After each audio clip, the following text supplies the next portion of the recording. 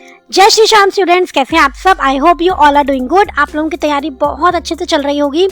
ICAI ने mock test paper release किया है।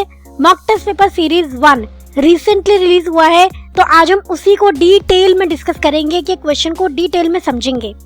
एक चीज और मैं बता दूं, मॉक टेस्ट पेपर बहुत जरूरी है 2 पॉइंट ऑफ व्यू से। पहले इससे आपकी प्रैक्टिस बहुत अच्छी होती है। दूसरा, इससे आपको आइडिया लगता है कि क्वेश्चंस का लेवल कैसे रहने वाला है, किस तरीके के क्वेश्चन हमसे पूछे जा सकते हैं एग्जाम में। तो पेपर पैटर्न भी आपको यहाँ पे अच्छे से समझ में आ जाएगा कि ICAI किस पेपर पैटर्न के हिसाब से आपको एग्जाम देने वाला है, क्वेश्चन पेपर देने वाला है। तो मेक श्योर ये वीडियो आप पूरी देखेंगे, बहुत अच्छे से सारी चीजों को समझेंगे और बाद में मॉक टेस्ट पेपर की प्रैक्टिस भी करेंगे। एक चीज और मैं आपको बता दूं कि हम लोगों ने मॉक टेस्ट पेपर के लिए एक सेपरेट कोर्स तैयार किया है। लिंक हम आपको डिस्क्रिप्शन बॉक्स में दे देंगे, तो उसे आप एक्सेस करके मॉक टेस्ट पेपर भी डाउनलोड कर सकते हैं और सजेस्टेड आंसर्स भी डाउनलोड कर सकते हैं। तो चलिए बच्चों, MTP का डिस्कशन स्टार्ट करते हैं।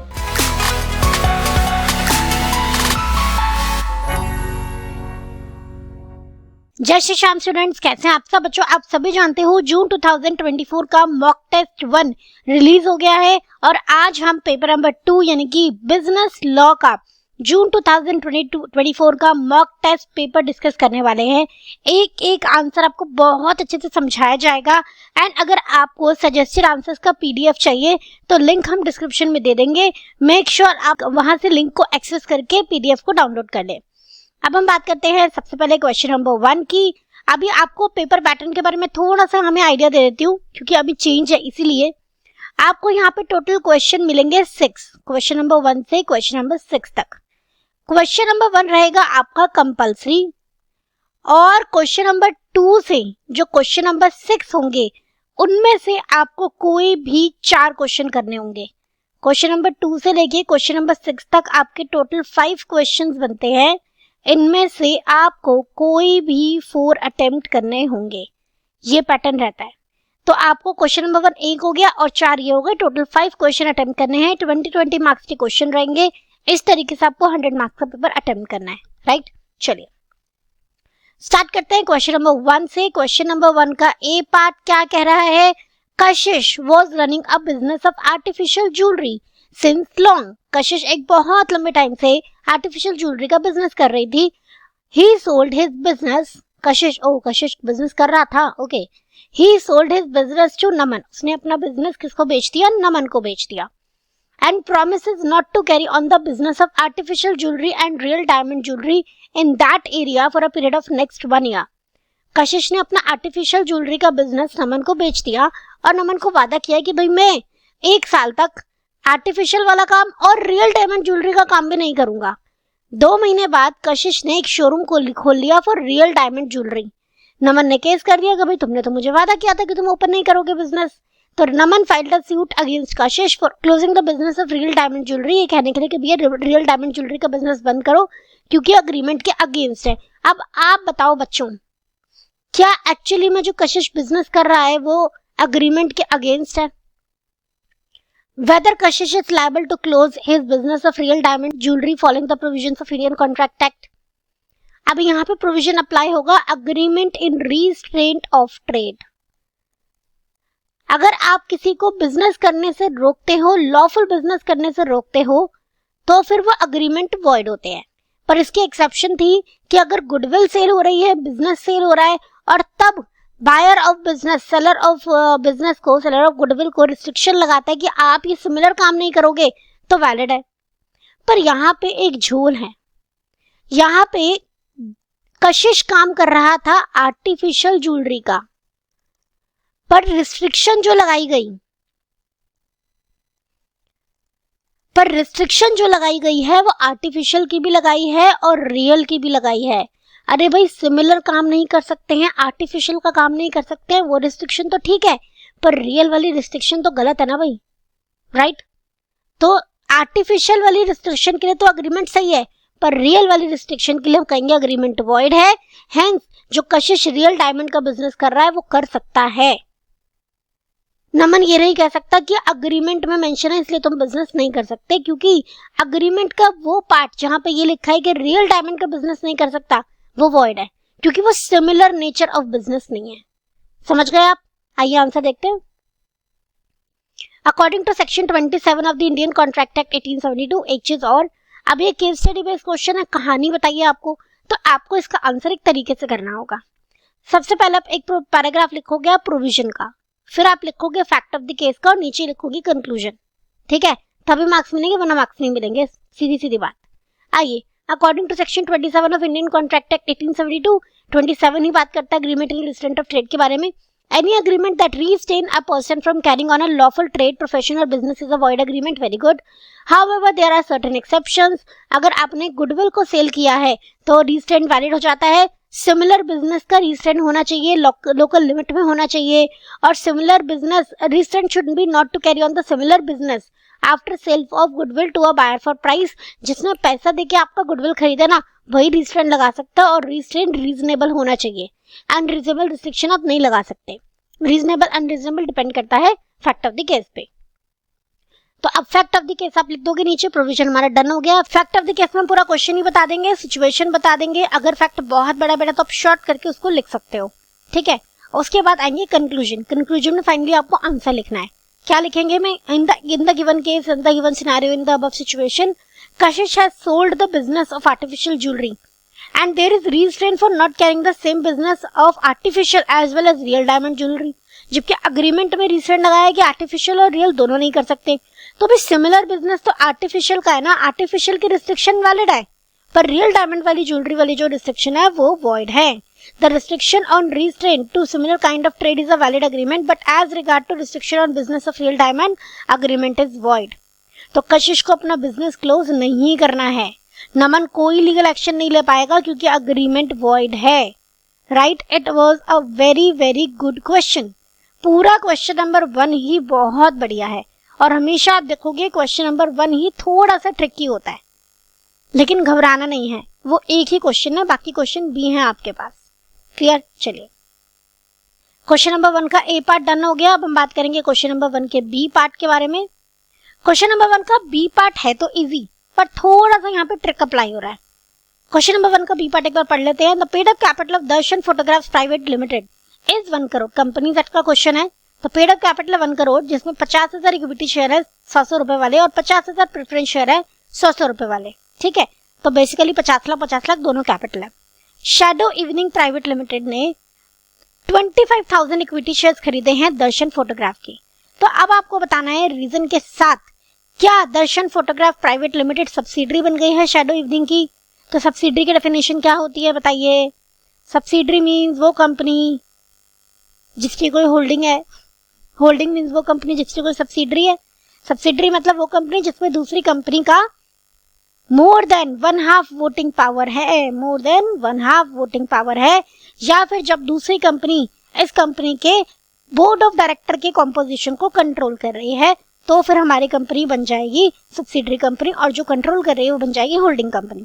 तो यहाँ बोर्ड ऑफ डायरेक्टर के बारे में तो कोई बात नहीं लिखी है, लेकिन वोटिंग पावर के बारे में बात लिखी है। वोटिंग पावर किसकी होती है? इक्विटी वालों की। और वैसे भी प्रेफरेंस के बारे में साफ साफ लिखा है कि प्रेफरेंस वालों को वोटिंग राइट है नहीं, होता भी नहीं है जनरली, और लिख भी दिया आपको कि नहीं है। चलिए अब चेक करते हैं। Total number of voting power कितनी है? 50,000 शेयर, 50,000 ले लो, 50 लाख भी ले सकते हो, बट इजी रहेगा कैलकुलेशन में। और शैडो इवनिंग ने कितने होल्ड करे हैं? 25,000, तो एग्जैक्ट 50%। लेकिन डेफिनेशन क्या कहती है? मोर देन 1/2, 50 से ज्यादा अगर होल्ड करोगे तो आपका होल्डिंग सब्सिडरी का रिश्ता बनेगा। तो यहाँ तो एग्जैक्ट 50% है, तो क्या यहाँ पे जो दर्शन फोटोग्राफ प्राइवेट लिमिटेड है ये सब्सिडरी बन जाएगी? Answer is no. अच्छा, फिर उन्होंने बोला चलो ठीक है कोई बात नहीं, अभी नहीं है, पर अगर क्या वो 25,000 इक्विटी के साथ साथ 5,000 प्रेफरेंस शेयर ले ले तो अरे तब तो 30 हो गए ना, क्या आप सब्सिडरी बन जाएगी? आंसर विल रिमेन नो, क्योंकि यहाँ वोटिंग पावर की बात हो रही है। वोटिंग पावर प्रेफरेंस की तो होती ही नहीं है, और इस क्वेश्चन में तो है ही नहीं। चाहे आप प्रेफरेंस पूरे के पूरे खरीद लो, फिर भी आप सब्सिडी मतलब फिर भी दर्शन जो है वो सब्सिडी नहीं बन पाएगी शैडो इवनिंग की। क्लियर? तो आंसर अलग हो जाएगा क्या अगर शैडो इवनिंग इक्विटी के साथ प्रेफरेंस शेयर भी खरीद ले? आंसर कहेंगे हम नहीं, तब भी आंसर सेम ही रहेगा। जो आपकी शैडो इवनिंग प्राइवेट लिमिटेड है वो होल्डिंग कंपनी नहीं बन जाएगी दर्शन की, दूसरे केस में भी सिंपल, तो इजी क्वेश्चन था, इसमें कोई ज्यादा ट्रिक नहीं थी। सेक्शन 2 क्लॉज 87 कहता है सब्सिडरी कंपनी का, subsidiary company in relation to another company in which, मतलब सब्सिडरी कंपनी तो एक रिश्ता होता है, जिस कंपनी की होल्डिंग कंपनी है तो वो कंपनी सब्सिडरी कहलाती है। और होल्डिंग कंपनी कंट्रोल करती है जहां बोर्ड ऑफ डायरेक्टर्स की कॉम्पोजिशन को, या फिर एक्सरसाइज करती है, कंट्रोल करती है more than 1/2 of the voting power. More than 1/2 और ज्यादा नहीं, 1/2 और मोर नहीं है, ये ध्यान रखेंगे, मोर देन 1/2 है, ठीक है, या तो अकेले या अपनी सब्सिडरी के साथ मिलके।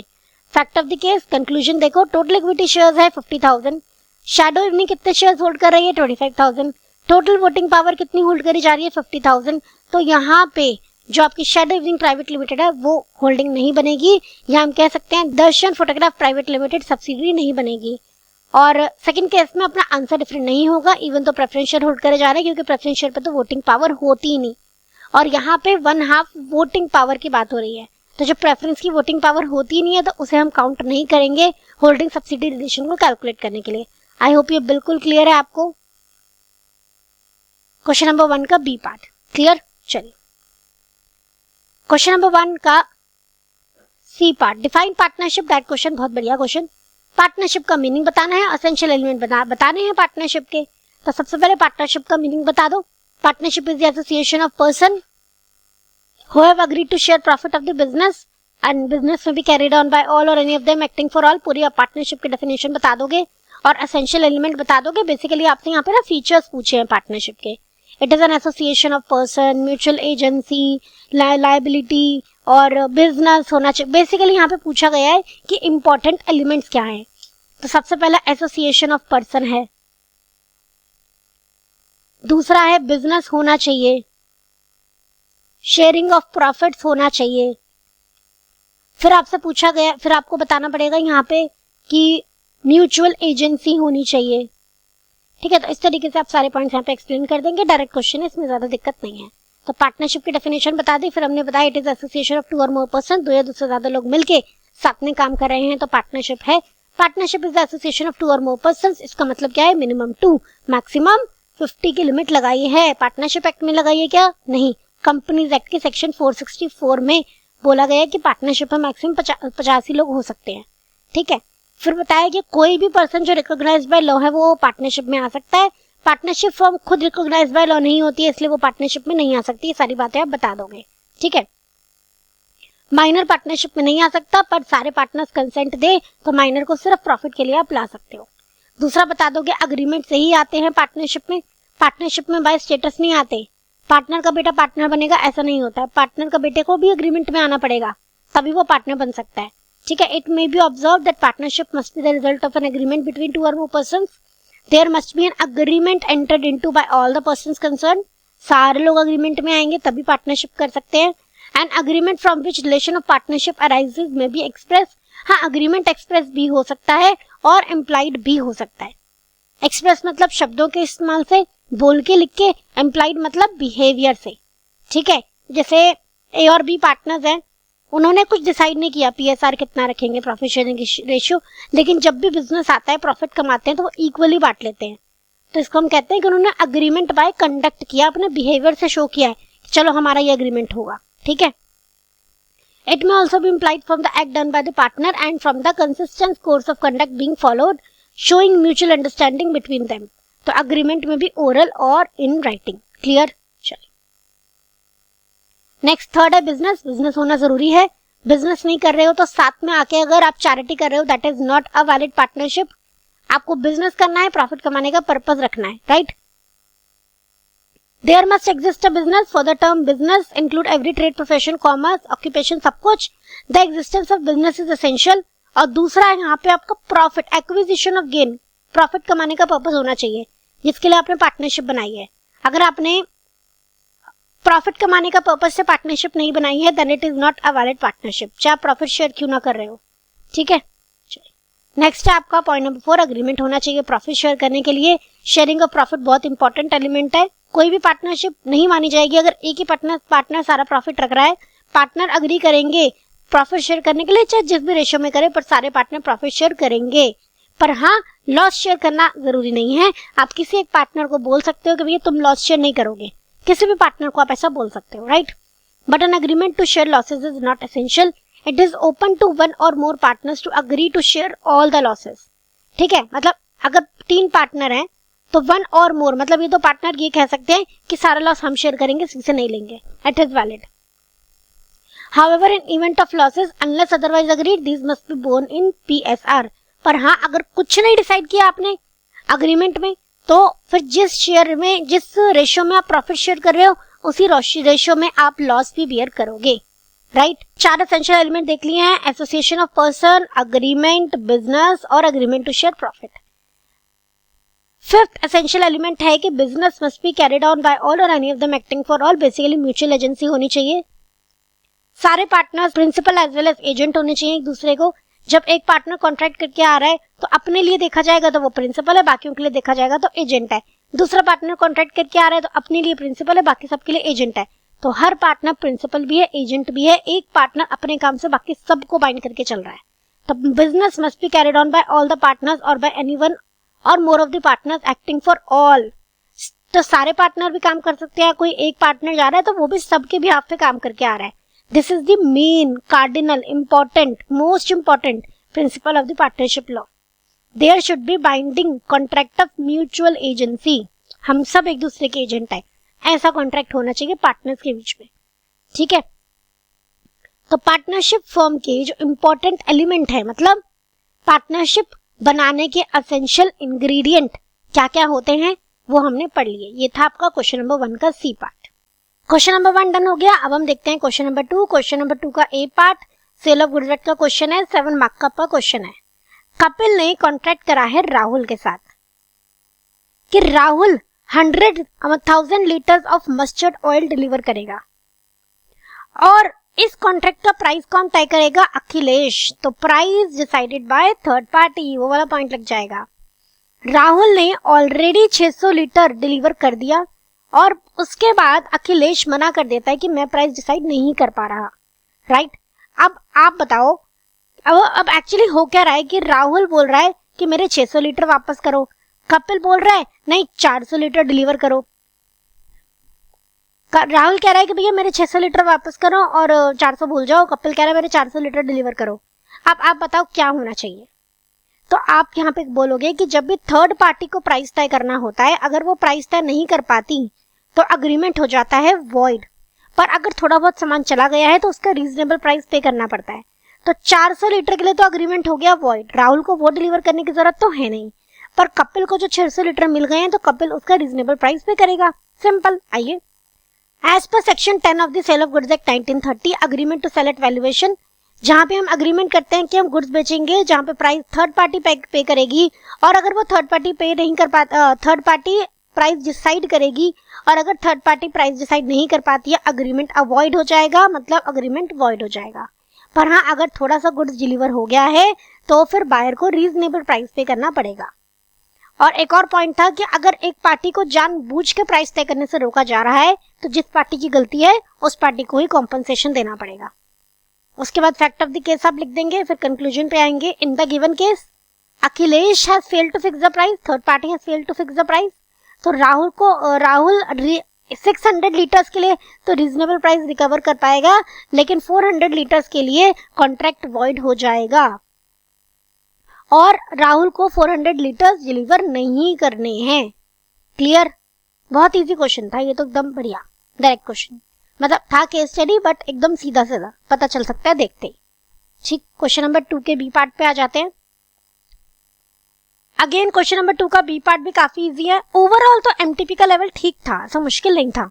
आप लोग बताना कमेंट्स में कि आपको एमटीपी का लेवल कैसे लगा और कितने बच्चों ने एमटीपी एक्चुअली अटेम्प्ट किया है, राइट। आइए, तो explain the doctrine of ultra vires, आपको अल्ट्रा वायर्स डॉक्ट्रिन एक्सप्लेन करना है कंपनीज एक्ट के हिसाब से, और कॉन्सिक्वेंसेस बताने अल्ट्रा वायरस एक्ट के। एकदम मजेदार बढ़िया क्वेश्चन, परफेक्ट प्रैक्टिस बुक में क्वेश्चन है। मोस्टली क्वेश्चन आपके सीधा सीधा परफेक्ट प्रैक्टिस बुक में से थे, ठीक है। Explain the doctrine of ultra vires, ultra vires मतलब बियॉन्ड द पावर्स। तो कंपनी अगर अपने पावर्स से बाहर जाके, पावर्स कहाँ लिखी है? एमओए में, तो एमओए के बाहर जाके अगर कोई भी कॉन्ट्रैक्ट करती है तो उसे अल्ट्रा वायरस कहा जाता है। और ऐसे कॉन्ट्रैक्ट बिल्कुल वॉइड होते हैं, ना कंपनी की कोई लायबिलिटी, ना बाहर वाले की कोई लायबिलिटी, ना कंपनी को कोई स्यू कर सकता है, ना कंपनी किसी को स्यू कर सकती है, ठीक है। आइए देखते हैं। The term ultra vires simply means beyond the powers. Any act done or contract made by the company which travels beyond the power not only of the directors but also of the company is wholly void and inoperative in law and is therefore not binding on the company.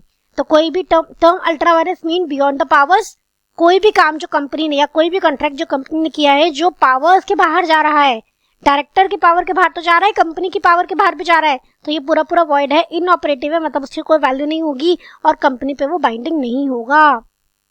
इसका impact क्या रहता है कि company को ना तो आप स्यू कर सकते हो ना ही कंपनी स्यू कर सकती है आपको। अब मेमोरेंडम एक पब्लिक डॉक्यूमेंट है, पब्लिक इंस्पेक्शन के लिए ओपन रखा जाता है, तो माना जाता है जब भी कोई कंपनी के साथ डील करेगा तो उसे पढ़ के आएगा। फिर भी अगर वो पर्सन एमओए पढ़ के नहीं आता है तो माना जाता है कि भाई अब तो आप पढ़ के आए हो और अब आप कंपनी को स्यू नहीं कर सकते। हम तो मानेंगे आपको पता था। केस लॉ है as per railway carriage and iron company limited versus Riche. और कॉन्सिक्वेंसेस अल्ट्रा वायरस ट्रांजैक्शन की क्या है? अल्ट्रा वायरस ट्रांजैक्शन नल होता है, वॉइड होता है, 0/0 होता है, इनऑपरेटिव होता है, उसकी कोई वैल्यू नहीं होती है, ना ही कंपनी स्यू कर सकती है और ना ही कंपनी को कोई स्यू कर सकता है on an ultra vires transaction.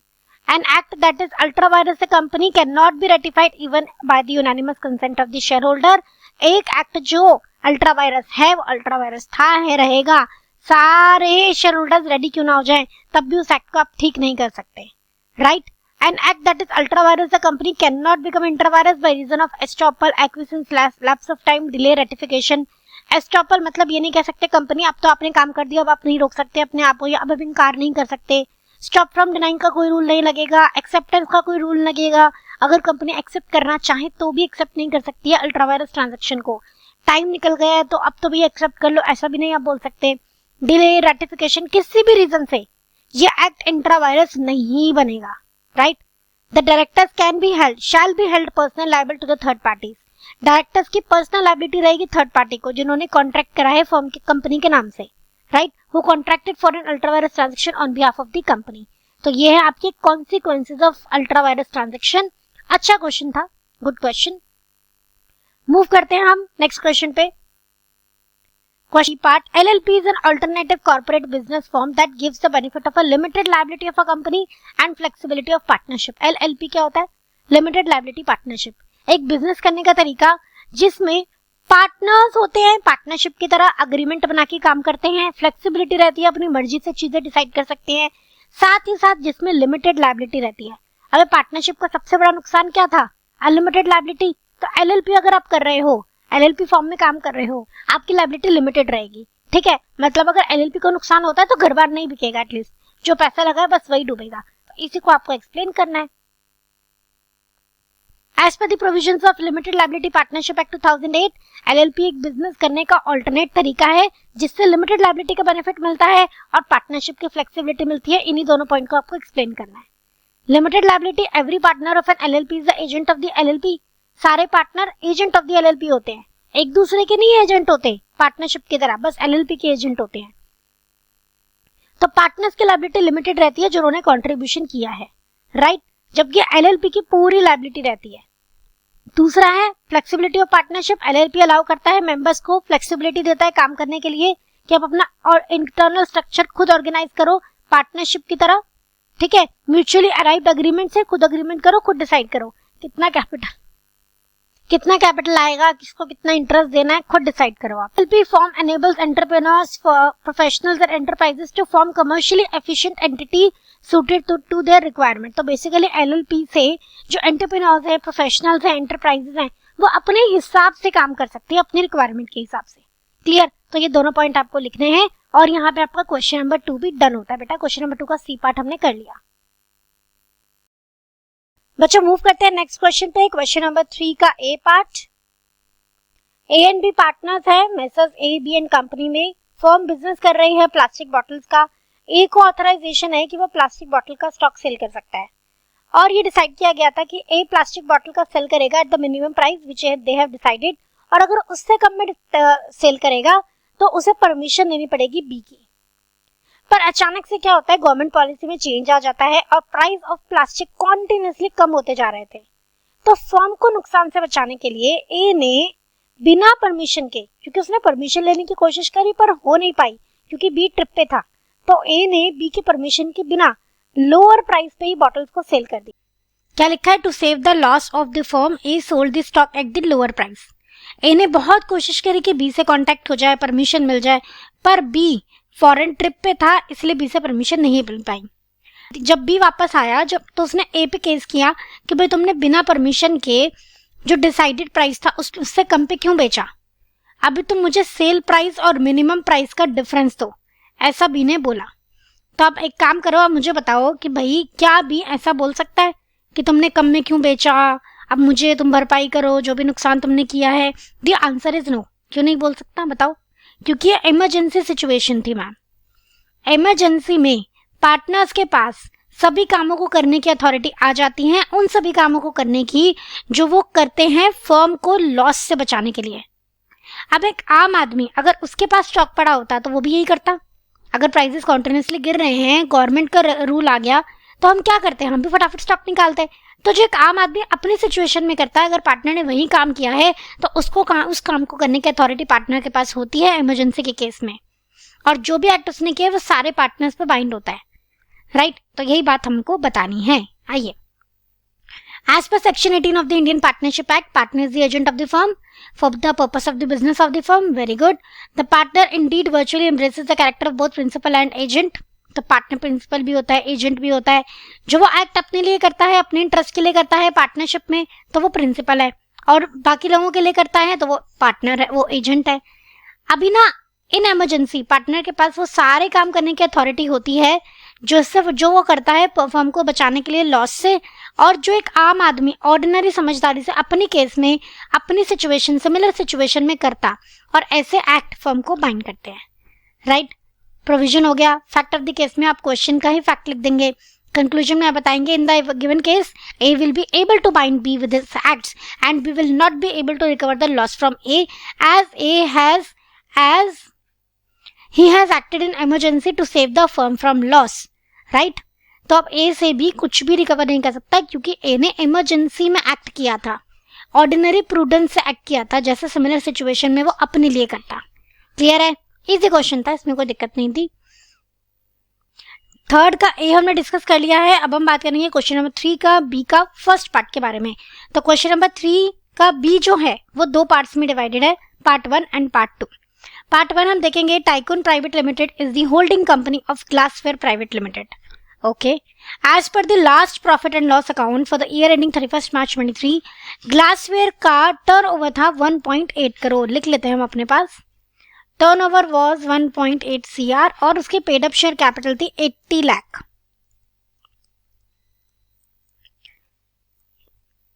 Board of directors चाहते हैं कि कंपनी स्टेटस ले ले स्मॉल कंपनी का, क्योंकि उस पर रिस्ट्रिक्शंस कम होती है। The company secretary of the company advise the director that Glassware private limited can not be categorised as small company. जबकि जो CS है कंपनी का वो कह रहा है कि नहीं, आप लोग स्मॉल कंपनी नहीं बन सकते। तो in the light of the above factor according with the provision of this companies act, आपको बता रहा है क्या कंपनी सेक्रेटरी सही है? क्या कंपनी सेक्रेटरी जो कह रहा है कि ये स्मॉल कंपनी नहीं बन सकती, सही कह रहा है क्या? तो एक बार हम देख लेते हैं स्मॉल कंपनी किसे कहते हैं हम। जहाँ पे टर्नओवर, जहाँ पे paid up share capital 4 crore या उससे कम है, टर्नओवर 40 करोड़ या उससे कम है, तो आप स्मॉल कंपनी बोल सकते हो। तो यहाँ paid up share capital 80 lakh है जो कि 4 करोड़ से कम है, टर्नओवर 1.8 CR है तो 40 करोड़ से कम है, तो वैसे तो स्मॉल कंपनी हो सकती थी। पर अगर होल्डिंग या सब्सिडरी कंपनी हो आप किसी की, तो आप स्मॉल कंपनी नहीं बन सकते। भूल गए थे ना आप भी ये बात? तो बस फिर CS ने यहाँ पे याद दिला दिया कि होल्डिंग हो और सब्सिडरी हो, मतलब होल्डिंग या सब्सिडरी हो रहा अगर आप किसी की, तो भले ही आप लिमिट में आ रहे हो, स्टिल आप स्मॉल कंपनी नहीं बन सकते। देखो, पहले स्मॉल कंपनी के प्रोविजन लिख देंगे। Paid up share capital 4 crore या उससे कम है, और 4 करोड़ से ज्यादा नहीं होनी चाहिए, मैक्सिमम 10 करोड़ तक जा सकते हैं, बाकी गवर्नमेंट की मर्जी। तो गवर्नमेंट ने 4 करोड़ फिक्स कर रखी है। टर्नओवर 40 करोड़ से ज्यादा नहीं होनी चाहिए, तो आप स्मॉल कंपनी कहलाओगे। पर ये क्लॉज अप्लाई नहीं होता है किसी होल्डिंग और सब्सिडरी कंपनी पे, सेक्शन 8 कंपनी पे और स्पेशल एक्ट कंपनी पे। तो हम होल्डिंग है, हम यहाँ पे देखो, tycoon private limited glassware private limited की होल्डिंग है, तो ग्लासवेयर प्राइवेट लिमिटेड सब्सिडरी है। सब्सिडरी कंपनी स्मॉल कंपनी नहीं बन सकती। ठीक है, फैक्ट ऑफ द केस लिख दिया, कंक्लूजन देखो, in the light of the provision and fact of the case it can be concluded that Glassware Private Limited cannot avail the status of small company as holding and subsidiary company are outside the purview of the small company. ठीक है, क्योंकि holding और subsidiary small company नहीं बन सकते. Clear? अच्छा question था. यहाँ पे जो ट्विस्ट दिया गया था क्वेश्चन में, दैट वाज वेरी नाइस. अब हम आ जाते हैं क्वेश्चन नंबर 3 के बी के सेकेंड पार्ट पे. In the flower fans private limited there are only 5 members. सिर्फ 5 मेंबर्स हैं. वो सारे मेंबर बोट पे जाते हैं ट्रिप के लिए ओपन सी में. बोट कैप्साइजेस, बोट कोलैप्स हो जाती है और सबकी डेथ हो जाती है. अब आप बताओ कंपनी तक के हिसाब से क्या फ्लावर फैन प्राइवेट लिमिटेड बंद हो जाएगी? क्या उसका एग्जिस्टेंस खत्म हो जाएगा? Answer is no. क्यों नहीं होगा मैम? परपेचुअल सक्सेशन लगता है. परपेचुअल सक्सेशन मतलब मेंबर्स आए जाएं, कंपनी को कोई फर्क नहीं पड़ता. कंपनी लॉ से बनती है, लॉ से ही बंद होगी, लॉ से बनती है और लॉ से ही डिसॉल्व होती है, बंद होती है. सारे के सारे पार्टनर्स की डेथ क्यों ना हो जाए, स्टिल कंपनी चलती जाती है. नेक्स्ट है, is it correct to say that company being an artificial person can not own property and can not sue or be sued? तो यहाँ पे अलग पॉइंट डिस्कस किया आर्टिफिशियल पर्सन का.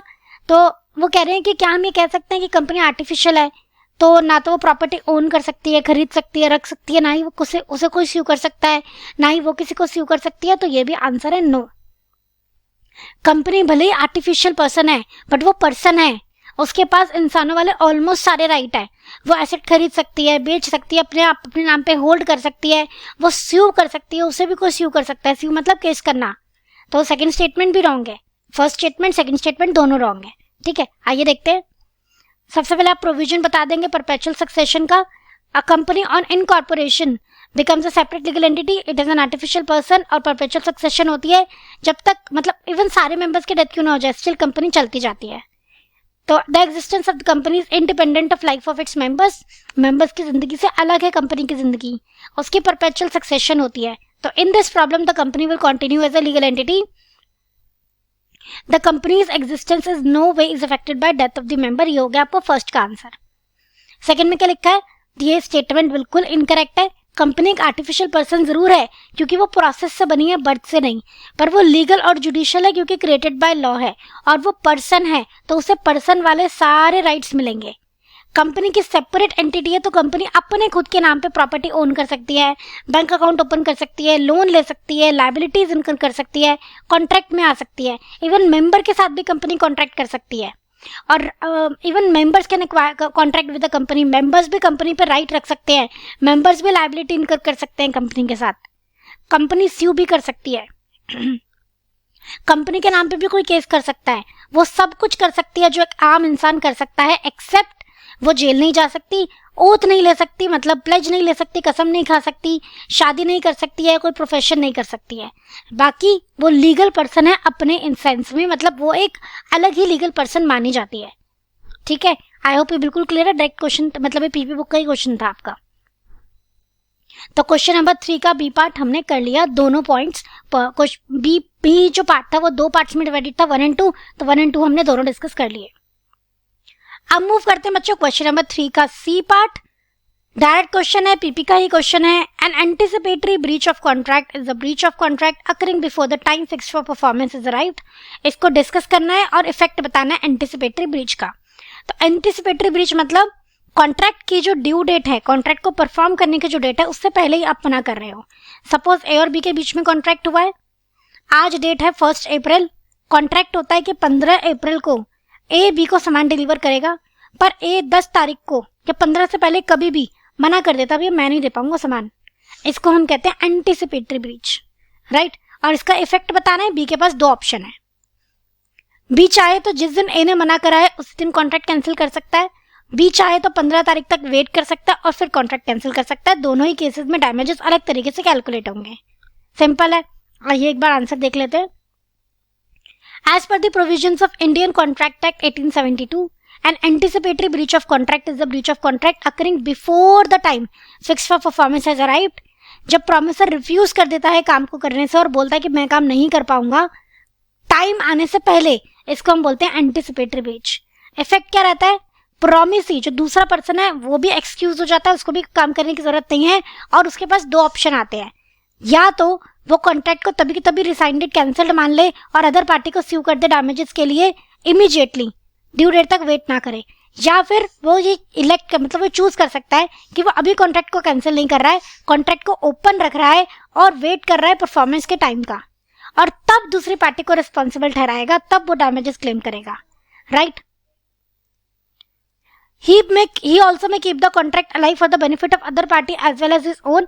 वो कॉन्ट्रैक्ट को ओपन रख सकता है अपने फायदे के लिए, दूसरे फायदे के लिए, and the guilty party if he decides on reconsideration may still perform his part of the contract. मतलब अगर सेकंड ऑप्शन है कॉन्ट्रैक्ट अभी भी ओपन है तो जो दूसरी पार्टी है वो दोबारा सोच के कॉन्ट्रैक्ट को परफॉर्म कर सकती है, ठीक है। और एक चीज और हो सकती है, अगर ड्यू डेट आने तक सुपर विनिंग इम्पॉसिबिलिटी हो जाए तो कॉन्ट्रैक्ट क्या हो जाएगा, वॉइड, फिर तो कोई डैमेजेस क्लेम नहीं हो पाएंगे। तो ऐसा भी हो सकता है कि ड्यू डेट आने तक सुपर विनिंग इम्पॉसिबिलिटी हो जाए और इसका फायदा गिल्टी पार्टी को हो जाए और वो कॉन्ट्रैक्ट से डिस्चार्ज हो जाए और उसे डैमेजेस भी पे ना करने पड़े, राइट। तो ये था आपका एंटिसिपेटरी ब्रीच ऑफ कॉन्ट्रैक्ट का पूरा प्रोविजन। डायरेक्ट क्वेश्चन था तो बहुत इजी क्वेश्चन था, इसमें कोई दिक्कत नहीं थी। क्वेश्चन नंबर 3 का सी हमारा डन है, तो यहाँ पे हमारा क्वेश्चन नंबर 3 कंप्लीट होता है बच्चों। नेक्स्ट क्वेश्चन यानी कि क्वेश्चन नंबर 4 डिस्कस करने से पहले एक चीज मैं आपको बता दूं कि आपको हमारी वेबसाइट पे ना एक कोर्स मिल जाएगा MTP जून 24 के नाम से। लिंक हम आपको डिस्क्रिप्शन बॉक्स में दे देंगे, वहां पे आपको मॉक टेस्ट पेपर भी मिल जाएगा और सजेस्टेड आंसर्स भी आप डाउनलोड कर पाओगे, राइट। आइए, तो Nitesh Gupta question number 4A का फर्स्ट पार्ट। क्वेश्चन नंबर 4 के 3 पार्ट है, ABC। ए पार्ट के फर्दर 2 पार्ट है, पार्ट 1 एंड पार्ट 2। तो 4A का फर्स्ट पार्ट हम डिस्कस कर रहे हैं। Nitesh Gupta is constructing his house. For this purpose he entered in a contract with Messrs Baba brick house to supply 10,000 bricks on 12 August 2023। 10,000 brick supply करने का order दिया था उसने मेसर्स बाबा ब्रिक हाउस को, लेकिन बाबा ब्रिक हाउस के पास ना 2 लॉरीज थी। लॉरीज मतलब आप ट्रक लगा लो, जिसमें 5,000 की ब्रिक कैपेसिटी थी। तो अभी हुआ क्या कि 12 अगस्त को ना एक ही लॉरी काम कर रही थी, दूसरी लॉरी में कुछ प्रॉब्लम थी, तो उन्होंने क्या किया, 5,000 तो सप्लाई कर दिया, बोला कि बाकी के 5,000 मैं अगले दिन सप्लाई कर दूंगा, right. On 12th August 2023, one of the lorries was not in a working condition. So, Messrs. Baba Brick House supplied only 5,000 bricks और प्रॉमिस किया नितेश को कि बाकी की 5,000 ब्रिक्स मैं अगले दिन सप्लाई कर दूंगा। नितेश गुप्ता कैंसिल करना चाहता है कॉन्ट्रैक्ट को। बाबा ब्रिक हाउस ने क्योंकि सप्लाई नहीं किया है गुड्स को एज पर द कॉन्ट्रैक्ट, लेकिन बाबा ब्रिक हाउस ने बोला है कि भाई मेरी तरफ से कोई गलती नहीं है, तो कॉन्ट्रैक्ट कैंसिल नहीं होना चाहिए। अब आप बताओ क्या नितेश गुप्ता कॉन्ट्रैक्ट को कैंसिल कर सकता है? तो आंसर है यस। जब एक पार्टी को कॉन्ट्रैक्ट पूरा करने के लिए दिया जाता है तो जब तक उसे कॉन्ट्रैक्ट की माफी ना मिल जाए उसे अपना काम करना होता है। यहाँ पे बाबा ब्रिक हाउस ने अपना काम नहीं किया है तो Nitesh can avoid the contract. आइए, performance of contract means fulfilment of obligation to the contract. जो भी आपके ऑब्लिगेशंस है उनको पूरा करना is known as performance of contract. According to section 37 of Indian contract act, parties to the contract या तो परफॉर्म करे या ऑफर टू परफॉर्म करे अपने प्रोमिसेस को, जब तक वो प्रॉमिस डिस्पेंस विद या एक्सक्यूज ना हो जाए, माफ ना कर दिया जाए, तब तक हर प्रॉमिसर मतलब हर पार्टी की ड्यूटी है कि वो अपने काम को करे या एटलीस्ट काम करने का ऑफर तो दे, कोशिश तो करे, right. Further the performance should be for the whole obligation. आपको पूरा काम करना है। अगर आप आधा काम कर रहे हो तो वैलिड काम नहीं माना जाएगा। पार्ट डिलीवरी को आप वैलिड परफॉर्मेंस नहीं बोल सकते। यहाँ पे पार्ट डिलीवरी हुआ है, राइट। फिर हमने ये फैक्ट ऑफ द केस लिख दिया है। फिर कंक्लूजन आ रहा है, after taking into account the above provision in fact the plea of Messrs Baba brick house can not be considered. Performance should be for whole obligation, hence part performance by Messrs. Brickhouse cannot be taken as valid performance। और Nitesh Gupta correct है, he can avoid the contract, right। Easy question था। हालांकि यहाँ पे provision को लेके थोड़ा सा बच्चों के मन में कंफ्यूजन थी, बट बहुत सीधी सी बात है कि भाई अगर आपको काम करने के लिए बोला जा रहा है तो आपको काम करना है। अगर आप काम नहीं करते हो या आधा काम करके छोड़ देते हो तो अदर पार्टी को राइट मिल जाता है कॉन्ट्रैक्ट कैंसिल करने का, सिंपल। आइए, क्वेश्चन नंबर 4 के ए का second part. What are negotiable instrument? Direct question from negotiable instrument act 1881। Negotiable instrument का मीनिंग बताना है, एसेंशियल फीचर्स बताने हैं नेगोशिएबल इंस्ट्रूमेंट एक्ट 1881 के हिसाब से। तो negotiable instrument act is an instrument which is freely transferable from one person to another. Negotiable instrument is an instrument which is freely transferable from one person to another. और features क्या है negotiable instrument के? Negotiable instrument writing नहीं होना चाहिए, unconditional होना चाहिए, sign by the maker होना चाहिए, स्टैंप होनी चाहिए. बहुत सारे फीचर्स है, तो आपको सारे फीचर्स मेंशन करने होंगे क्योंकि एसेंशियल कैरेक्टरिस्टिक्स पूछे हैं. जैसे कि प्रॉमिसरी नोट में होल्डर का टाइटल फ्री फ्रॉम डिफेक्ट माना जाता है, प्रॉमिसरी नोट में अमाउंट सर्टेन होना चाहिए, पेई का नाम सर्टेन होना चाहिए. ये सारी बातें हम मेंशन करेंगे. आइए देखते हैं व्हाट आर नेगोशिएबल इंस्ट्रूमेंट. तो negotiable instrument is a document that is freely transferable from one person to another by mere delivery or by endorsement and delivery. दो तरीके की ट्रांसफर हो सकते हैं, खाली डिलीवरी करके या एंडोर्समेंट और डिलीवरी करके. The property in such an instrument passes to a bona fide user transferee for value. अगर आप नेगोशिएबल इंस्ट्रूमेंट, बेसिकली जो बोनाफाइड ट्रांसफरी होता है, जिसने गुड फेथ में इंस्ट्रूमेंट को लिया होता है, उसे वैलिड टाइटल मिल जाता है, ओनरशिप मिल जाती है, वो इंस्ट्रूमेंट का मालिक बन जाता है. सपोज ए ने प्रॉमिसरी नोट लिख के दिया बी को, अगर बी ने वो प्रॉमिसरी नोट सी को लिख के दे दिया तो सी ने गुड फेथ में इंस्ट्रूमेंट लिया है तो सी को अब ओनरशिप मिल जाएगी. पहले जो इंस्ट्रूमेंट बी का था, प्रॉमिसरी नोट जो बी का था, वो अब सी का हो जाएगा. यही होता है नेगोशिएबल इंस्ट्रूमेंट का मोस्ट इंपॉर्टेंट फीचर. वैसे तो एक्ट में नेगोशिएबल इंस्ट्रूमेंट के एज सच कोई प्रॉपर डेफिनेशन नहीं है, पर आपका सेक्शन 13 कहता है कि हमारे पास 3 तरीके के नेगोशिएबल इंस्ट्रूमेंट होते हैं: bill of exchange, promissory notes and cheques. Payable या तो ऑर्डर या फिर बियरर. पूरी पेबल या तो ऑर्डर या तो बियरर, मतलब अगर इंस्ट्रूमेंट पे किसी का नाम मेंशन है तो ऑर्डर है, किसी का नाम मेंशन नहीं है तो बियरर है. राइट. फीचर्स देखेंगे, राइटिंग नहीं होना चाहिए, साइंड होना चाहिए, फ्रीली ट्रांसफरेबल होना चाहिए, कुछ भी ऐसे वर्ड्स नहीं होने चाहिए जिससे ट्रांसफरेबिलिटी रुक रही हो, होल्डर का टाइटल फ्री फ्रॉम डिफेक्ट होना चाहिए, it can be transferred an number of time. जो नेगोशिएबल इंस्ट्रूमेंट है ना, आप कितने भी बार ट्रांसफर कर सकते हो, कोई लिमिट नहीं है. सी डी को, डी ई को, ऐसे बहुत बार ट्रांसफर हो सकता है. Every negotiable instrument must contain N unconditional order और प्रॉमिस. बेसिकली कोई कंडीशन नहीं लगानी है आपको. ठीक है. बिल ऑफ एक्सचेंज में ऑर्डर दिया जाता है, चेक में भी ऑर्डर दिया जाता है, प्रॉमिसरी नोट में प्रॉमिस किया जाता है. तो इसलिए लिखा है क्या अनकंडीशनल होना चाहिए, चाहे ऑर्डर हो चाहे प्रॉमिस हो, और सिर्फ मनी की बात होनी चाहिए. नेगोशिएबल इंस्ट्रूमेंट में आप मनी के अलावा कुछ नहीं दे सकते. ए बी को प्रॉमिस करके ये नहीं बोल सकता I promise to give you 10 tables. No. Right. सिर्फ मनी की बात होनी चाहिए. अमाउंट बिल्कुल फिक्स्ड होना चाहिए, सर्टेन होना चाहिए, पेई सर्टेन होना चाहिए, इंस्ट्रूमेंट डिलीवर हो जाना चाहिए. ए ने प्रॉमिसरी नोट लिख के अगर अपने पास ही रख लिया, that is not a valid promissory note, क्योंकि उसने बी को डिलीवर ही नहीं किया वो इंस्ट्रूमेंट. राइट. सिर्फ इंस्ट्रूमेंट बनाने से लायबिलिटी नहीं आती है, इंस्ट्रूमेंट डिलीवर भी करना है. आई होप ये सारी बातें आपको क्लियर है. Meaning and features of negotiable instrument. Question number 4 का B part. Explain in brief the various type of laws in the legal system, Indian legal system. ये आपका chapter number 1 Indian regulatory framework से question है. Different type of law आपको बताने हैं. Criminal law होता है, सिविल लॉ होता है, principle of just natural justice होता है, आपका कॉमन लॉ भी होता है. तो कौन कौन से तरीके के लॉ हो गए? एक हो गए क्रिमिनल लॉ, जहां पे पनिशमेंट दी जाती है क्राइम्स की. एक हो गया सिविल लॉ. अब सिविल लॉ में ना जनरली पनिशमेंट्स पे फोकस नहीं किया जाता, डिस्प्यूट रेजोल्यूशन, लड़ाई झगड़े को सॉल्व कराने पे फोकस किया जाता है.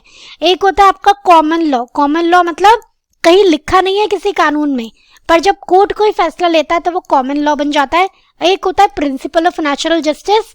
एक्चुअली में कोई लॉ नहीं है, पर नेचुरल जस्टिस को आपको फॉलो करना है. अपने ही खुद के केस में कोई जज नहीं बन सकता है, फेयर रखना है ट्रीटमेंट, इक्वालिटी रखनी है, सबको जस्टिस मिले, इस बात का ध्यान रखना है. ये सारी बातें यहाँ लिखी होती है. This is the common rule जो हर केस पे अप्लाई होता है, हर लॉ में अप्लाई होता है. राइट. आइए देखते हैं. हम बात करेंगे क्रिमिनल लॉ के बारे में. तो criminal law is concerned with the laws pertaining to violation of rule of law or public wrong and punishment of the same. तो क्रिमिनल लॉ डील करता है लॉज को तोड़ना, violation of the rule of law और public wrong, लोगों ने जो गलत काम किया है, पब्लिक रॉन्ग किया है जिससे आम आदमी को नुकसान पहुंचा, और उसके पनिशमेंट के बारे में, जैसे चोरी, डकैती, किडनैपिंग, इनके बारे में. Criminal law is govern under the IPC Indian penal code 1860 and CrPC code of criminal procedures 1973. इन दोनों से गवर्न होता है हमारा criminal law. Indian penal code में क्राइम लिखा है, नेचर लिखा है कि किस नेचर का वो क्राइम माना जाएगा, और उसकी पनिशमेंट लिखी है, जबकि सीआरपीसी में लिखा है कि पनिशमेंट देनी कैसे है. राइट. तो यही लिखा है IPC defines the crime, nature, punishment, whereas criminal procedures code आपको बताता है पूरा प्रोसीजर कैसे पनिशमेंट देनी है। पहले पुलिस लेके जाएगी, फिर कोर्ट में हियरिंग होगी एंड सो ऑन, ये सब कुछ लिखा है सीआरपीसी में। Murder, rape, theft, fraud, cheating, ये सब क्रिमिनल ऑफेंसेस के एग्जांपल है। इसके बाद आ गया आपका सिविल लॉ। आप सिविल लॉ में देखोगे कि हम क्राइम की बात नहीं हो रही है, लड़ाई झगड़ों के बारे में बात हो रही है। मैटर्स ऑफ डिस्प्यूट्स, लड़ाई झगड़ा बिटवीन इंडिविजुअल्स और organisations are dealt with the civil law. लोगों के बीच में झगड़ा है, कंपनियों के बीच में झगड़ा है, ऑर्गेनाइजेशंस के बीच में झगड़ा है, लोगों और ऑर्गेनाइजेशंस के बीच में झगड़ा है, तो कहाँ जाते हैं? सिविल लॉ में। Civil court enforce the violation of certain rights and obligation through institute of a civil suit. Civil suit आप फाइल करते हो तो आपको राइट्स एंड ऑब्लिगेशंस, मतलब बेसिकली अगर आपके राइट्स एंड ऑब्लिगेशन का वायलेशन हुआ है तो फिर आपको न्याय मिलता है। Civil law primarily focus on dispute resolution rather than punishment। मैंने आपको बोला था this is the key line, civil law में डिस्प्यूट रेजोल्यूशन, लड़ाई झगड़ा रिजॉल्व कराया जाता है, पनिशमेंट पे फोकस करने के बजाय। सिविल लॉ में क्या प्रोसेस रहेगा, कैसे एडमिनिस्ट्रेशन होगा, ये सब कहाँ पता लगता है हमें? Code of civil procedure CPC में। ठीक है, सिविल लॉ आगे फर्दर डिवाइड हो जाता है, family law, contract law, property law, सब। प्रॉपर्टी का मैटर है प्रॉपर्टी लॉ में जाओ, फैमिली का मैटर है फैमिली लॉ में जाओ, कोई कॉन्ट्रैक्ट का मैटर है कॉन्ट्रैक्ट कोर्ट लॉ में जाओ, ऐसे आप फिर वहां पे जाते हो। ठीक है, लॉ ऑफ टॉर्ट मतलब किसी ने सिविल रॉन्ग किया है, नॉर्मल हार्म किया है, तो आप यहाँ पे जाओ। क्राइम नहीं है पर नॉर्मल हार्म है तो आप यहाँ पे जाओगे। Some example of civil offences are breach of contract, goods की डिलीवरी नहीं की, ड्यूज पेमेंट नहीं की। अब ये क्राइम नहीं है ना, पर फिर भी गलत है, तो ये आपके सिविल लॉ में सुने जाते हैं। डिफेमेशन, किसी के बदनामी करने की कोशिश करी। ब्रीच ऑफ कॉन्ट्रैक्ट हमारा पहले हो गया। Dispute between landlord and tenant, मकान मालिक और किराएदार का डिस्प्यूट है तो फिर आपका सिविल लॉ में आएगा। कॉमन लॉ, जुडिशियल प्रेसिडेंट और a case law is a common law. Judicial president मतलब कोर्ट का डिसीजन, तो जब सुप्रीम कोर्ट एक डिसीजन लेता है ना तो वो भी अपने आप में एक लॉ बन जाता है। फ्यूचर के केसेस में अगर सिमिलर फैक्ट्स आते हैं तो छोटे कोर्ट्स क्या करते हैं, सुप्रीम कोर्ट के डिसीजन को ही कानून मान के अप्लाई कर देते हैं।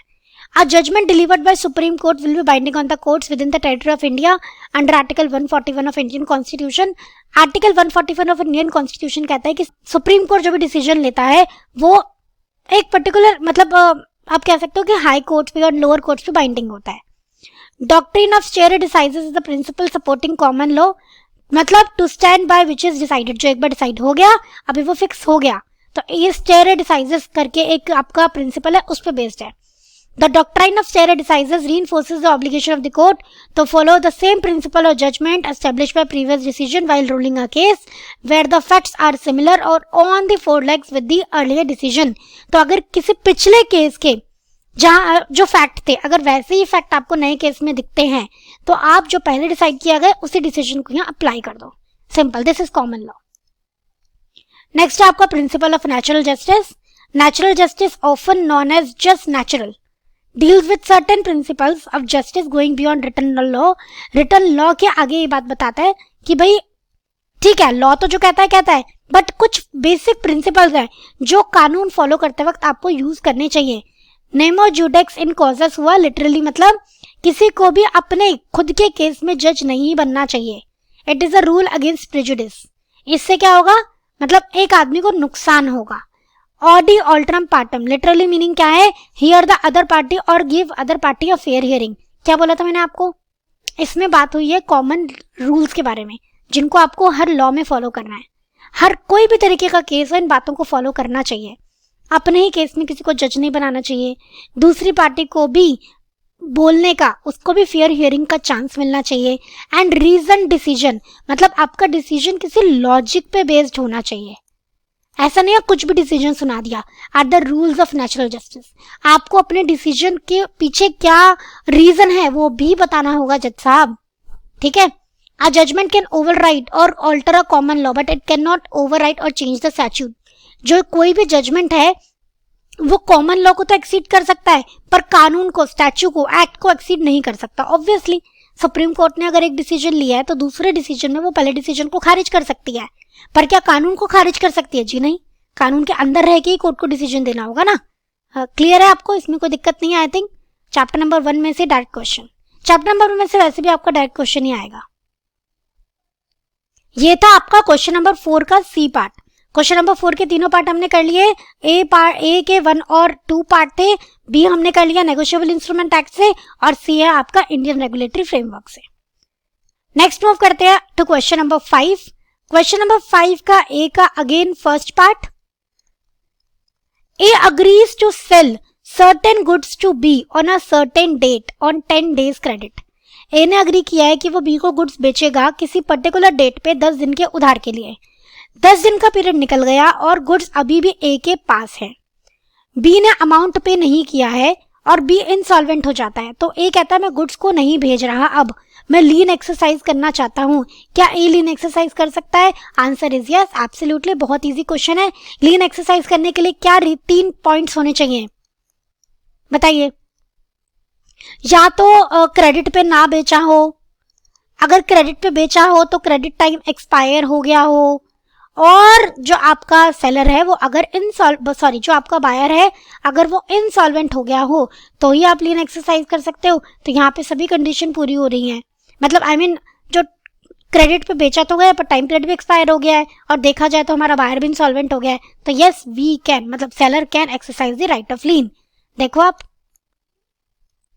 इन 3 केसेस में seller right of lien exercise कर सकता है जब गुड्स क्रेडिट पे ना बेचे हों, क्रेडिट पे बेचे हों तो टाइम पीरियड निकल गया हो या इंसॉल्वेंट हो गया हो। इवन दो क्रेडिट पीरियड ना भी निकला हो तो भी अगर पहले पता चल जाए ना इंसॉल्वेंसी का, तो भी आप राइट ऑफ लीन एक्सरसाइज कर सकते हो। 3 डिफरेंट सिचुएशंस आई हैं, 3 कंडीशंस नहीं है, ये बात आप ध्यान रखेंगे। फैक्ट ऑफ द केस लिख देंगे। कंक्लूजन में क्या लिखा है? In the present case goods अभी भी ए के पास है, राइट ऑफ लीन सिर्फ तभी एक्सरसाइज कर सकते हो जब सेलर के पास ऑलरेडी गुड्स का पोजेशन हो।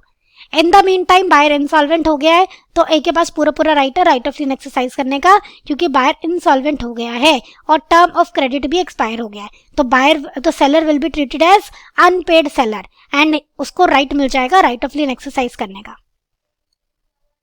नेक्स्ट क्वेश्चन है क्वेश्चन नंबर 5 के ए का सेकेंड पार्ट। ए बी ने गुड्स बेचे हैं 500 bags of wheat to C D. हर बैग में 50 किलो का व्हीट है। ए बी ने 450 बैग तो रोड ट्रांसपोर्ट से भेज दिए और 50 बैग सीडी खुद डिलीवरी ले गया। अभी जो रोड ट्रांसपोर्ट से गुड्स जा रहे थे तो इतने गुड्स रास्ते में थे, पता लगता है कि बायर इंसॉल्वेंट हो गया। अब आप बताओ कि जो 450 गुड्स रास्ते में है क्या उनको स्टॉपेज इन ट्रांजिट किया जा सकता है? Answer is yes. कंडीशंस लिख दोगे स्टॉपेज इन ट्रांजिट की, सेलर अनपेड होना चाहिए, गुड्स का पोजेशन चला जाना चाहिए, गुड्स रास्ते में होने चाहिए, बायर इंसॉल्वेंट होना चाहिए, एंड ये आपका जनरल पॉइंट है कि आपको एक्ट का प्रोविजन का भी ध्यान रखना है। कहीं लिखा है कि राइट ऑफ ट्रांजिट अप्लाई नहीं होगा तो फिर नहीं कर सकते आप। फैक्ट ऑफ द केस लिख देंगे। आप कंक्लूजन में बोलोगे कि हाँ वो रास्ते में रोक सकता है क्योंकि 450 goods are still in transit. Easy question था, सिंपल क्वेश्चन, इसमें कोई दिक्कत नहीं है। फिफ्थ का ए का सेकेंड पार्ट, फिफ्थ का ए का first part and second part दोनों हमने डिस्कस कर लिए हैं। चलिए बच्चों अब डिस्कस करते हैं क्वेश्चन नंबर 5 का बी। अगेन इसके 2 पार्ट है। 5 के बी का 1 हमसे पूछ रहा है when the continuing guarantee can be revoked under the Indian partnership act 1932। ये क्वेश्चन इस बात का सबूत है कि आपको कोई भी टॉपिक छोड़ना नहीं है। छोटा सा एक टॉपिक है कॉन्टिन्यूइंग गारंटी के बारे में इंडियन पार्टनरशिप एक्ट में, और उसमें से क्वेश्चन आ गया। तो सबसे पहले तो कॉन्टिन्यूइंग गारंटी क्या होती है? तो जब एक सीरीज ऑफ ट्रांजैक्शन के लिए गारंटी दी जाती है तो उसे हम कहते हैं कॉन्टिन्यूइंग गारंटी। फॉर एग्जाम्पल, अगर ए ने किसी पार्टनरशिप फर्म को गारंटी दी है कि भाई आप लोग बी के साथ काम करो, 1 महीने तक जो भी आप ट्रांजैक्शन कर रहे हो उसके लिए मैं गारंटी देता हूं, दैट इज कॉन्टिन्यूइंग गारंटी। या 10 ट्रांजैक्शन के लिए गारंटी देता हूं, तो अब कॉन्टिन्यूइंग गारंटी कब कैंसिल हो जाती है? तो बेटा अगर ए ने बी के लिए 1 महीने की गारंटी दी है फर्म को, तो जैसे ही फर्म में रिकॉन्स्टिट्यूशन होगा, किसी भी तरीके का चेंज आएगा, कोई पार्टनर गया आ गया, पीएसआर चेंज हो गया, तो उसी वक्त ए के द्वारा दी गई गारंटी कैंसिल हो जाएगी। तो जैसे ही फर्म में रिकॉन्स्टिट्यूशन हो जाता है तो गारंटी रिवोक हो जाती है, कॉन्टिन्यूइंग गारंटी। क्या उसके पहले के एक्ट के लिए लायबल होगा? हाँ, उसके बाद के एक्ट के लिए लायबल नहीं होगा। आइए, as per the provisions of the Indian Partnership Act 1932 or continuing guarantee given to a firm or to third party in respect of transaction of the firm is revoked as to future transaction from the date of any change in constitution of the firm. Firm में के constitution में change होता है, जैसे partner आया गया, death हो गया, PSR चेंज हो गया, तो उसी वक्त कॉन्टिन्यूइंग गारंटी कैंसिल हो जाती है फॉर फ्यूचर ट्रांजेक्शन. पास्ट में जो ट्रांजेक्शन हो गई उसके लिए गारंटी वैलिड रहती है. सच चेंज में अकर बाय डेथ और रिटायरमेंट और बाय एडमिशन, मैंने आपको बता ही दिया. अब क्वेश्चन नंबर 5 के बी का second part, what do you mean by goodwill. ये भी पार्टनरशिप एक्ट से है. पार्टनरशिप एक्ट में गुडविल का क्या मीनिंग है, तो गुडविल का एज सच कोई मीनिंग गिवन नहीं है, but goodwill means reputation earn by the firm. ठीक है, और फर्म की गुडविल फर्म की प्रॉपर्टी मानी जाती है. Goodwill has not been specifically defined in Indian Partnership Act 1932, but as per the Indian Partnership Act 1932, goodwill has been regarded as partnership property. Goodwill को, firm के गुडविल को, value को, reputation को firm का ही asset माना जाता है. Goodwill means benefit arising from the firm business connection or reputation in respect of profit in future over and above the normal profit. Basically goodwill क्या करता है, फर्म को एक्स्ट्रा प्रॉफिट अर्न करने में हेल्प करता है. तो गुडविल मतलब फर्म की रेप्यूटेशन जिससे फर्म नॉर्मल प्रॉफिट से ज्यादा पैसा कमा पाती है. गुडविल इनटेंजिबल एसेट होता है पर उसकी अपनी वैल्यू होती है. जब फर्म डिसॉल्व होता है तो फर्म की गुडविल को कॉन्ट्रैक्ट के अकॉर्डिंग बेचा जाता है और उसके प्रोसीड्स को, मतलब जो पैसा आया है उसको पार्टनर्स में डिस्ट्रीब्यूट कर दिया जाता है. सिंपल है. चलिए नेक्स्ट मूव करते हैं क्वेश्चन नंबर 5 के सी पार्ट पे. डायरेक्ट क्वेश्चन है इंडियन कॉन्ट्रैक्ट एक्ट से. आपको कुछ सिचुएशंस बतानी है जहां पे कॉन्ट्रैक्ट को परफॉर्म करने की जरूरत नहीं है, बेसिकली जहां पे पार्टीज डिस्चार्ज हो जाती हैं बाय म्यूचुअल कंसेंट. तो आपको डिस्चार्ज बाय म्यूचुअल कंसेंट के पॉइंट बताने हैं. Novation, alteration, rescission, रेमिशन. आपको याद है नोवेशन जहां पुराना नया कॉन्ट्रैक्ट बन जाता है तो पुराने को परफॉर्म नहीं करना पड़ता. ऑल्ट्रेशन जहां पे कॉन्ट्रैक्ट तो सेम है बट चेंजेस आ गए टर्म्स एंड कंडीशन में तो नया कॉन्ट्रैक्ट बनाना पड़ा तो आपको पुराने को परफॉर्म नहीं करना पड़ता है. रेसिशन, दोनों पार्टीज मिलके कॉन्ट्रैक्ट को कैंसिल कर रही हैं, रिसाइन कर रही हैं तो कॉन्ट्रैक्ट को परफॉर्म नहीं करना पड़ता है. रेमिशन, अगर एक पार्टी वेव ऑफ कर दे, माफ कर दे कॉन्ट्रैक्ट की परफॉर्मेंस तो कॉन्ट्रैक्ट को परफॉर्म नहीं करना पड़ता है. Refusal of the party to offer reasonable facility for performance, अगर एक पार्टी फैसिलिटी ही ना दे काम करने के लिए तो फिर दूसरी पार्टी को भी काम करने की जरूरत नहीं होती है. ये सारे पॉइंट्स आपको बताने हैं, 5 सिचुएशंस बतानी है बस. हमने यहाँ पे 6 पॉइंट्स मेंशन किए हैं, आप एनी 5 लिख सकते हैं. Effect of novation where the parties of the contract agree to substitute the existing contract from new contract, जहां पे पार्टीज अग्री कर रही हैं कि न्यू कॉन्ट्रैक्ट बना रहे हैं पुराने की जगह पे, तो इसे हम बोलते हैं नोवेशन. नोवेशन का असर ये होता है कि पुराना कॉन्ट्रैक्ट डिस्चार्ज हो जाता है और पार्टीज को परफॉर्म नहीं करना पड़ता और नया कॉन्ट्रैक्ट आ जाता है. रेसिशन के केस में जहां पार्टीज अग्री कर रही हैं कि भाई हम कॉन्ट्रैक्ट को रिसाइन करते हैं, खत्म करते हैं, कैंसिल करते हैं, ना तुम्हें काम करना है ना मुझे काम करना है, तब आप कॉन्ट्रैक्ट को परफॉर्म करने की जरूरत नहीं होती है. पर रेसिशन में आप देखो कॉन्ट्रैक्ट बस कैंसिल होता है, कोई नया कॉन्ट्रैक्ट नहीं बन रहा होता है. राइट. नेक्स्ट है इफेक्ट ऑफ ऑल्ट्रेशन. ऑल्ट्रेशन के केस में पार्टीज कॉन्ट्रैक्ट को ऑल्टर कर रही हैं, चेंज नहीं कर रही, थोड़ा सा चेंज कर रही हैं बस. कॉन्ट्रैक्ट वही है, टर्म्स एंड कंडीशन चेंज हो रहे हैं तो ओरिजिनल कॉन्ट्रैक्ट कैंसिल हो जाता है, सब परफॉर्म करने की जरूरत नहीं पड़ती है. नेक्स्ट है प्रोमिसी में वेव परफॉर्मेंस. अगर प्रोमिसी वेव कर दे, माफ कर दे परफॉर्मेंस को, उसको हम रेमिशन भी कहते हैं. इन दैट केस जो पोर्शन माफ किया उसको परफॉर्म करने की जरूरत नहीं है. एवरी प्रॉमिस में भी dispense with or remit wholly or in part the performance of the promise made to him.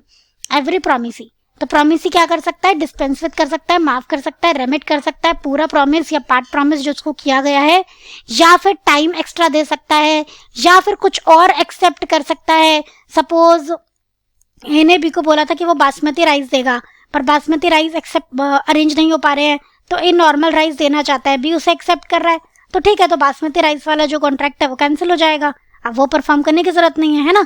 या फिर कुछ और एक्सेप्ट कर रहा है सेटिस्फैक्शन के लिए तो उसे भी हम कहते हैं रेमिशन, और यहाँ भी अब उस पार्ट ऑफ द कॉन्ट्रैक्ट को परफॉर्म करने की जरूरत नहीं है.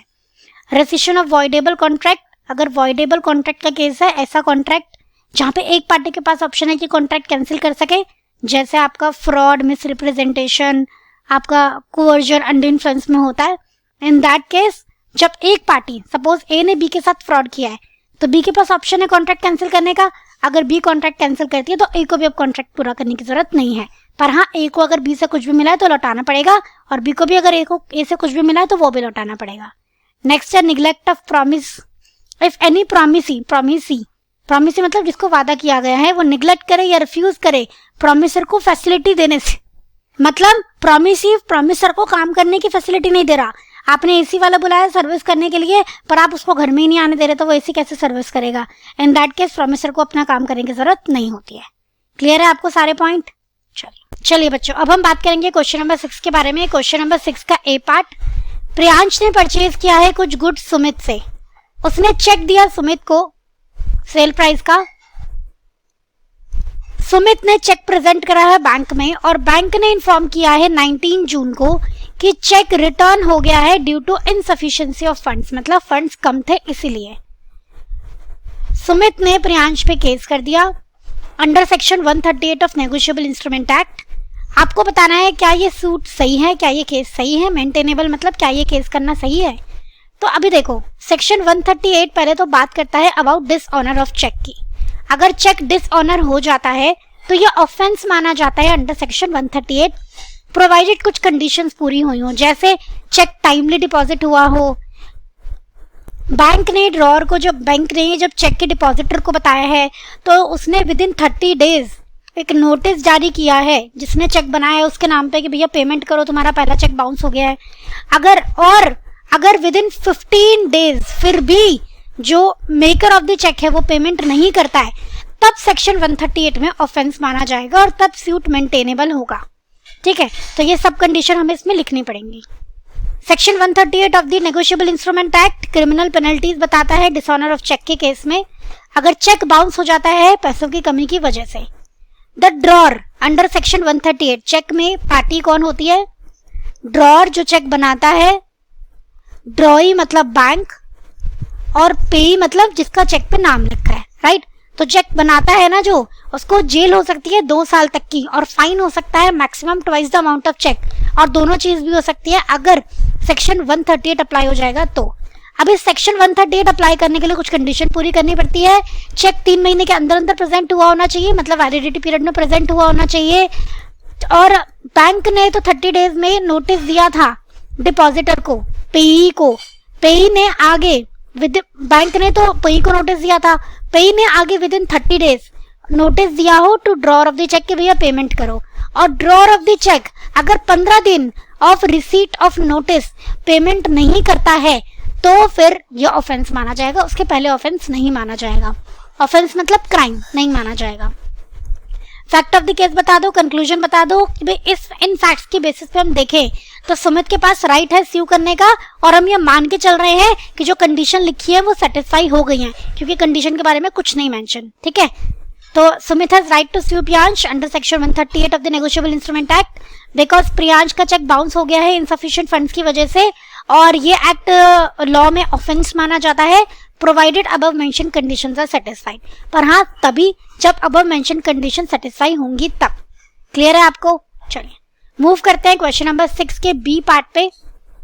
State the essential elements of a contract of bailment. तो इंडियन कॉन्ट्रैक्ट एक्ट की जो आपकी न्यू यूनिट है उसमें से आया है बेलमेंट के कॉन्ट्रैक्ट के एसेंशियल एलिमेंट बताने हैं। बहुत इजी क्वेश्चन है। कॉन्ट्रैक्ट ऑफ बेलमेंट का क्या होता है? जहां पे एक पार्टी दूसरे पार्टी को गुड्स का पोजेशन देती है, just possession for a particular purpose, और पर्पस पूरा होने के बाद या तो गुड्स वापस ले लेती है या डिस्पोज ऑफ करने का ऑर्डर दे देती है, राइट। आइए तो उसके एसेंशियल एलिमेंट आपको बताने हैं। सबसे पहले गुड्स की डिलीवरी होनी चाहिए, भैया गुड्स इन्वॉल्व होनी चाहिए ना। आइए देखते हैं। तो essential element of a contract of bailment, section 148 of Indian contract act bailment की डेफिनेशन देता है। बेलमेंट क्या होता है? Bailment means delivery of goods by one person to another for some purpose on a contract, कि जब purpose पूरा हो जाएगा या तो रिटर्न कर दिए जाएंगे या फिर जिसने गुड्स दिए हैं उसके डायरेक्शन पे डिस्पोज ऑफ कर दिए जाएंगे। एसेंशियल एलिमेंट क्या होता है? गुड्स की डिलीवरी इंपॉर्टेंट है, कॉन्ट्रैक्ट होना इंपॉर्टेंट है, कॉन्ट्रैक्ट में सारे कॉन्ट्रैक्ट के फीचर्स भी लगते हैं। पार्टीज आपकी वो नहीं होनी चाहिए, इनकॉम्पिटेंट नहीं होनी चाहिए, लॉफुल कंसिडरेशन होना चाहिए। कॉन्ट्रैक्ट ऑफ बेलमेंट में कंसिडरेशन हो या ना हो चलेगा, पर अगर है तो लॉफुल होना चाहिए। तीसरा है बेलमेंट के कॉन्ट्रैक्ट में गुड्स के रिटर्न की बात जरूर लिखी होनी चाहिए, या तो रिटर्न या फिर गुड्स का डिस्पोज ऑफ ये मेंशन जरूर होना चाहिए। ओनरशिप ऑफ गुड्स ट्रांसफर नहीं करनी है, सिर्फ पोजेशन ट्रांसफर करनी है, और सिर्फ मूवेबल गुड्स का ही कॉन्ट्रैक्ट ऑफ बेलमेंट हो सकता है। तो ये सब है आपके essential elements of a contract of bailment. Next हम देखेंगे क्वेश्चन नंबर 6 का C part, last question of the MTP. State the various essential elements involved in the sale of uncertain goods and its appropriation। Sale of goods act का commonly asked question है, काफी बार आ चुका है, PP book में भी mentioned है। Uncertain goods के appropriation के बारे में बात करनी है और एसेंशियल एलिमेंट के बारे में बात करनी है। अनसर्टेन गुड्स क्या होते हैं? जो अभी तक अलग नहीं किए गए हैं, अभी असर्टेन नहीं करे गए हैं, सेलर के लॉट नहीं है। फॉर एग्जाम्पल, अगर आप दुकान पे जाते हो 1 kg राइस लेने के लिए, तो राइस जब तक सेलर के बोरे में ही है, दीज आर अनसर्टेन। जब वो आपके लिए अलग से राइस पैक कर देगा तो वो क्या बन जाएंगे? असर्टेन। ठीक है, तो अनसर्टेन गुड्स जब तक असर्टेन नहीं होते हैं तब तक ओनरशिप ट्रांसफर नहीं होती है।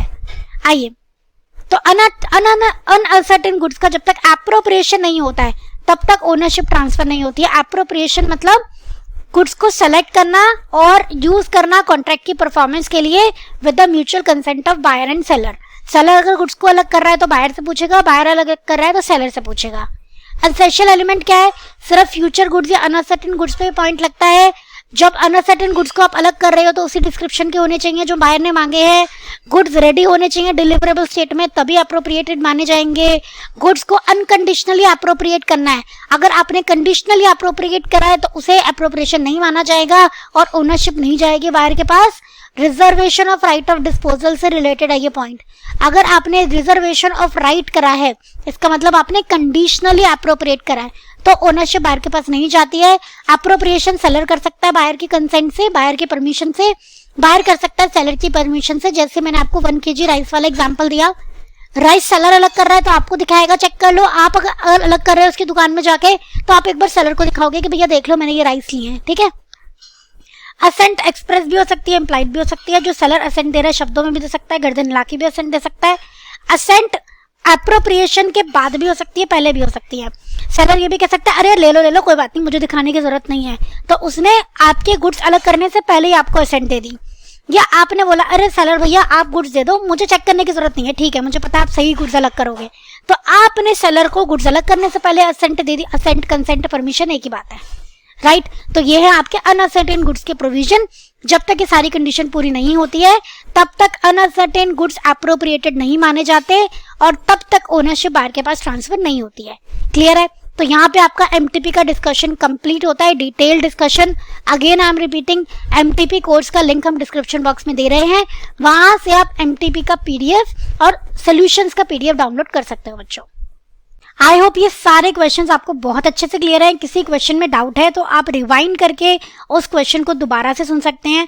आप लोगों को क्या करना है, खाली एमटीपी सुन के प्रॉब्लम सॉल्विंग होने वाली है, आपको एक एक क्वेश्चन को राइटिंग प्रैक्टिस करना है अगेन, ठीक है। और तब आपको कोई इश्यू लगे फिर आप दोबारा आके यहाँ वीडियो सुन सकते हैं, सोल्यूशन समझ सकते हैं और फिर दोबारा से आप लिख के देखेंगे, राइट। तब भी हमारी जो इतनी मेहनत है, एमटीपी का इतना बड़ा सोल्यूशन हमने बनाया है, तब भी ये हमारा जो सार्थक होगा, जो हमारी मेहनत है, अगर आप प्रॉपर्ली इसको यूटिलाइज करोगे, एमटीपी के सभी क्वेश्चंस को अच्छे से समझ के राइटिंग प्रैक्टिस करोगे। क्लियर बच्चों? तो अगर आप चैनल पर नए हो बच्चों तो चैनल को सब्सक्राइब कर दो, वीडियो को लाइक कर दो, वीडियो को शेयर कर दो अपने फ्रेंड्स के साथ। आज के सेशन हम ये एंड करते हैं, मिलते हैं नेक्स्ट वीडियो में। Thank you so much. जय श्री राम।